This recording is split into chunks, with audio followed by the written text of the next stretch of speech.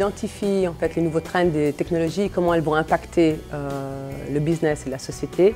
Et on fait ça dans les 4 axes, donc sciences, technologie, business, économie, art numérique, culture et puis éducation.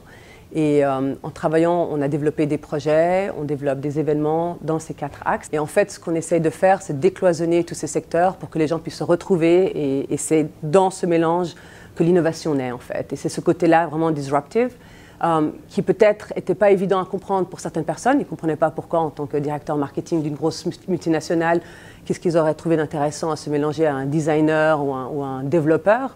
Et en fait, aujourd'hui, je crois que tout le monde reconnaît que c'est justement dans ce mélange, dans ce décloisonnement que les choses se font et se passent. Et dans les nouveautés qu'on a fait, c'est qu'on fait un lift à Bâle, Life Science, qui est vraiment axé sur l'industrie et sur le secteur de la Life Science. Lift sous la coupole, c'est une nouvelle initiative qu'on a lancée conjointement avec des partenaires Bilan et le réseau. L'idée, c'est que les députés et hauts fonctionnaires ne sont pas toujours forcément au courant des défis que rencontrent et les entrepreneurs et en fait les acteurs de l'écosystème start-up.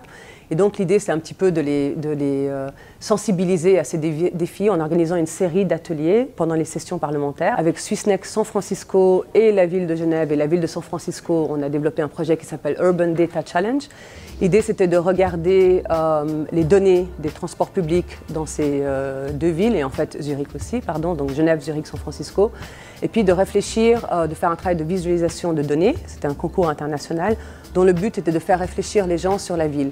Quel impact les transports publics avaient sur la ville et de réfléchir sur la ville de demain. Je suis plutôt quelqu'un qui est dans le mouvement et mon parcours, probablement à cause de mon parcours, grandi à Genève, j'habitais à Hong Kong, j'ai travaillé à Bangkok, ensuite à Shanghai, après à Londres avant de revenir à Genève. Mais au-delà de ça, c'est parce que je pense surtout qu'on ne peut pas s'endormir sur un modèle d'affaires parce qu'on doit rester mobile, parce que le monde change, nos partenaires changent, leurs besoins changent et donc on doit pouvoir toujours être mobile et pouvoir répondre à l'environnement qui bouge de plus en plus vite. Quelqu'un qui m'a beaucoup inspiré, Jack Ma, j'ai vraiment appris de lui que tout ce qu'on peut faire, tout ce qu'on doit faire, on doit le faire en fonction des gens qu'on sert, des clients, aux partenaires. Et donc, cette dimension d'amener de la valeur ajoutée. Donc, chaque projet, chaque chose qu'on va faire, c'est quelle est la valeur ajoutée qu'on va amener à nos utilisateurs, à nos participants. Lift se différencie par rapport aux autres événements et conférences en général de par son audience, c'est-à-dire qu'elle s'adresse à une audience très mixte. Et ce qu'on appelle cette magic sauce, c'est le mélange des participants qui viennent de secteurs différents, qui viennent d'industries différentes.